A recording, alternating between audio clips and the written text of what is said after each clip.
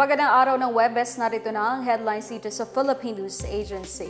Naka-heightened alert na ang Philippine National Police kaugnay ng pag-arangkada na 10 araw na kampanya ng Barangay at Sangguniang Kabataan Elections o BSKE.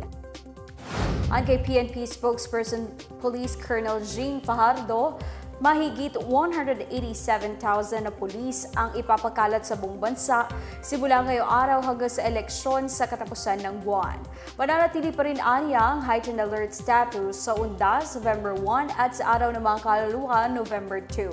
Samantala, nasa 88 insidente na ang posibleng may kinalaman sa eleksyon ang naitala ng pulisya.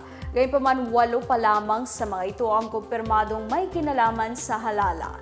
Ay pa kay Fajardo, nasa higit 1,500 katao ang inaresto dahil sa paglabag sa gun ban at higit sa 1,100 ang mga nakumpiskang armas. Nasa red category naman ang mahigit 300 lugar sa bansa o mga lugar na may seryosong banta ng terorismo o armadong grupo.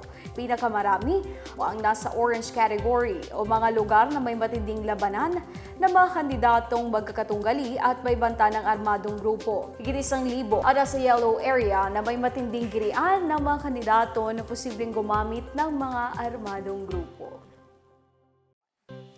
Hinimok ng mga miyembro ng Kamara ang gobyerno ng Pilipinas na makiisa sa panawagang ceasefire sa giyera sa pagitan ng Israel at Hamas. Ay kay House Deputy Minority Leader at Basilan Representative Mujib Hataman na kinakailangang manindigan ang Pilipinas at sumali sa panawagang tigil putukan lalo pat libo-libong mga inosenteng sibilyan ang naiipit at nasasawid dahil sa gera.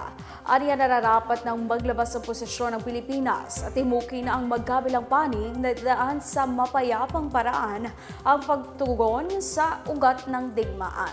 Nanawagan din si Hataman ng agaran at tuloy-tuloy na paghahatid ng humanitarian aid sa mga apektadong komunidad sa Gaza upang magbigay ng tulong at medikal na pangailangan sa mga sibilyan.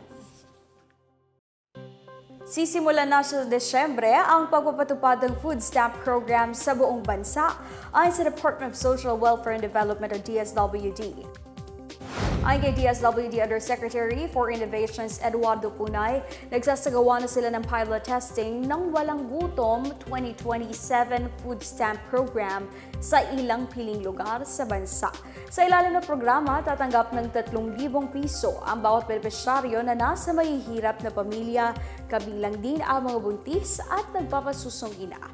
Magsasagawa din ang DSWD ng Nutrition Education Sessions kung saan tuturuan ang mga benepisyaryo kung paano mag-budget at gawing masustansya ang inihahaing pagkain sa kanilang pamilya. Kabilang din sa programa ang pagtatayo ng mga kadiwa stores sa mga komunidad upang mas mailapit sa kanila ang mas mura at masustansyang pagkain. Ayon kay Punay, nagsagawa na ang ahensya ng pilot testing ng food stamp program sa ilang piling lugar gaya ng Barangay 154 sa Tondo, Manila. Pinamamadali na ni Pangulong Ferdinand R. Marcos Jr. ang rehabilitasyon at pagbangon ng Marawi ayon kay Presidential Advisor on Peace, Reconciliation and Unity Secretary Carlito Galvez Jr. Sa mensahe ng Pangulo na binasa ni Galvez para sa pagunita ng ika-6 na taong anibersaryo ng Marawi Liberation, binigay pugay niya ang kadakilaan ng 168 sundalo at pulis na nagbuwis ng buhay sa kasagsagan ng giyera sa Marawi. Ayon sa Pangulo, kaisa siya sa pagtataguyod ng kapayapaan, pagkakaisa at kaunlaran sa lugar para sa kapakanan ng susunod na henerasyon.